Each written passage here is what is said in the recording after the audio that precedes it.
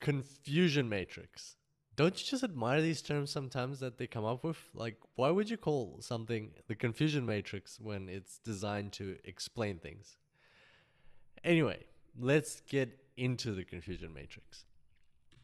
So, last time we left off over here where we discussed false positives and false negatives, type 1 errors and type 2 errors. So, the false positive is when you predict that something will happen, but it actually doesn't happen, and that's a type 1 error. And a false negative is when you predict that something won't happen, but it does actually happen, and that's a type 2 error. So, let's see what we can do with these. Let's start building a matrix and we'll understand what it is exactly saying as we get along with it.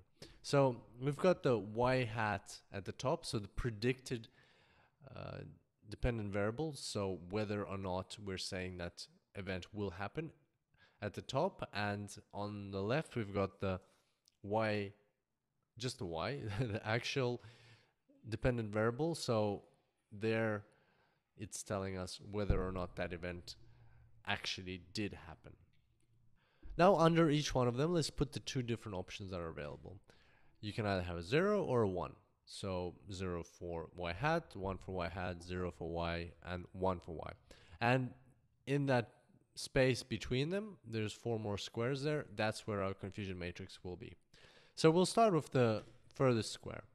Right away here, that is the intersection of when y hat is 1, so we're predicting something will happen, or the person will take up the offer, or the event will occur, and at the same time it actually did happen.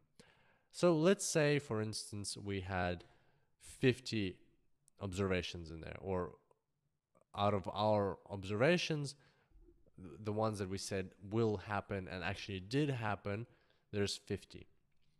Now let's look at the ones that didn't happen, and we also said that they won't happen. So basically, we said they won't happen, and they actually didn't happen. So let's say that in there we have 35. So 35 of the observations, let's say in total we have 100, and 50 of them actually did happen, and our prediction was that they will happen, and 35 of them they didn't happen, but we also said that they won't happen based on our model. Now let's look at the other two squares. So can you guess from here which one is the false positives and which one's the false negatives? I'll give you a second to do that. You can pause the video if you want to try this on your own.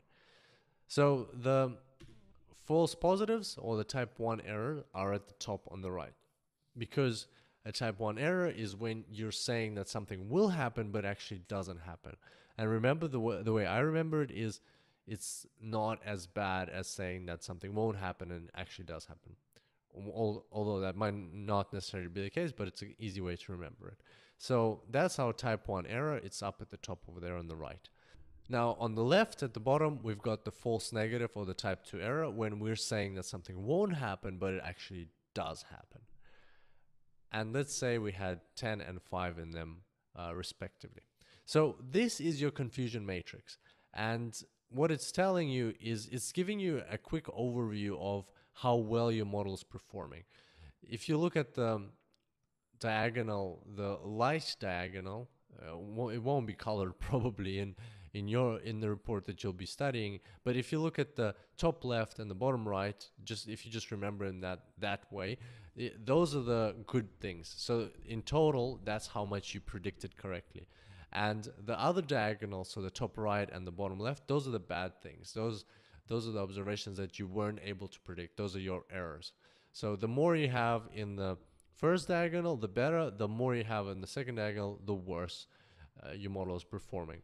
And let's have a look at two ratios that you can calculate. So the first rate is the accuracy rate, and you take the correct predicted divided by total. In our case, we predicted correctly 85. The total is 100. So if we divide 85 by 100, we get an 85% accuracy rate. And you can tell it right away just by looking at the confusion matrix, especially if you know the total number of the observations right away, so you don't have to do the calculation, add up all the values in the matrix. That way you can just divide by 100. But even by looking at the confusion matrix, you can quickly understand what the accuracy rate is, and also the error rate. So you take the total that you were wrong about, and you divide by the entire total. So in this case, it's 15 divided by 100, it's 15% error rate. That's all for today. We'll be using the confusion matrix in our next tutorial.